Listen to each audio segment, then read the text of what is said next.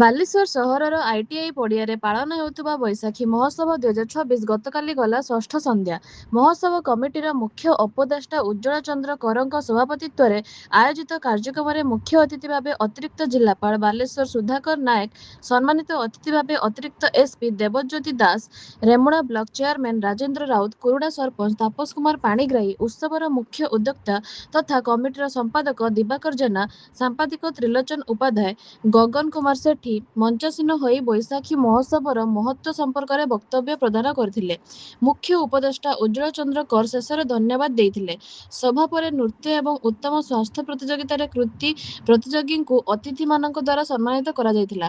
ପରେ ପରେ ଖ୍ୟାତନାମା କଣ୍ଠଶିଳ୍ପୀମାନଙ୍କ ଦ୍ୱାରା ସଙ୍ଗୀତରେ ଦର୍ଶକ ଭରପୁର ମଜା ନେଇଥିଲେ। କମିଟିର ସଦସ୍ୟ ପ୍ରହଲ୍ଲାଦ ସିଂ, ରାଜେନ୍ଦ୍ର ମହାଳିକ, ଉଗ୍ରେସନ ବାରିକ, ସୁଶାନ୍ତ କୁମାର ଦାସ, ସୁଧାକର ରାଉତ, ଶାନ୍ତନୁ ଦାସ, ସଞ୍ଜୟ ଦାସ, ସନ୍ଦୀପ ପଣ୍ଡା ପ୍ରମୁଖ ସହଯୋଗ କରିଥିଲେ। बहुत खुशी कथा जे बालेश्वर जिले में एमती तो अनेक उत्सव पालन करा जाउछि, किंतु बैशाखी उत्सव वर्ष प्रथम थर ये आईटीआई फील्ड पालन करा जाउछि। बड़ा सुंदर पदक्षेप। साधारण भाव में बैशाख मसरे महोत्सव करवा मुस्किल होता है, कारण वर्षा पवन जोर थाए। ता सत्वे बहुत सुंदर आरेंजमेंट हो, बहुत लोक समागम होती आ 10 दिन व्यापी कराया गोटे भल प्लाटफर्म जोगे दूसरे आम एसएचजी माँ मानक, छोट छोट व्यवसायी मानक, कलाकार मानक, जोटा कि आम बहुत भल समय अतिबाहित करूँ।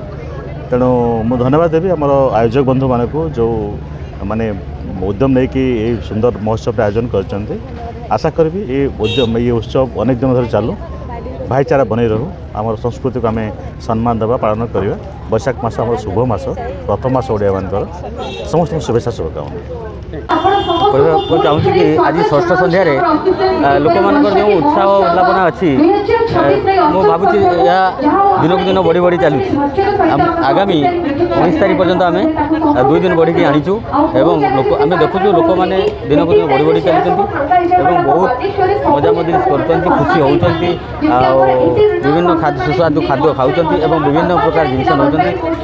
बैशाखी मेलार मोर जो ग्रीष्म प्रवाह रही तार उत्सव को से शांत करने खुशी करने से सन्ध्या आम ये बालेश्वर महोत्सव को पड़े आसती। शह शह दर्शक माँ भौणी मैंने सांगसाथी मैंने समस्ते बहुत खुशी बहुत आनंद उपभोग कर। आमर जो प्रोग्राम था गेस्ट हिसाब से आमर अतिरिक्त एडिशनल एसपी थे, बहु अतिथि वृंद सब सभा कार्य शेष कले।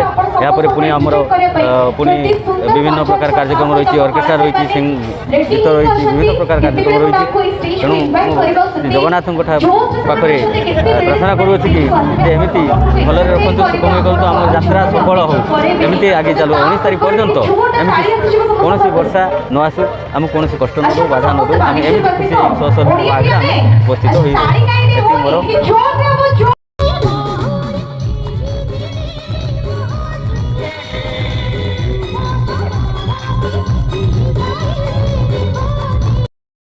गले सान भाई बैशाख मास हूँ एक पुण्य मास, ओडिया मानकर वर्षर प्रथम मास जहाँकि विभिन्न प्रकार पर्वपर्वाणी पड़ी थाए। महाविषुव संक्रांति, हनुमान जयंती, आज द्वितीय दिन ए बैशाख मास शुभ मास, किंतु ये शुभ मास आम काल रखी समस्ते शीघ्र शीघ्र टे कामटा करेंगे, बिल्कुल काल विलंब करंतु नहीं।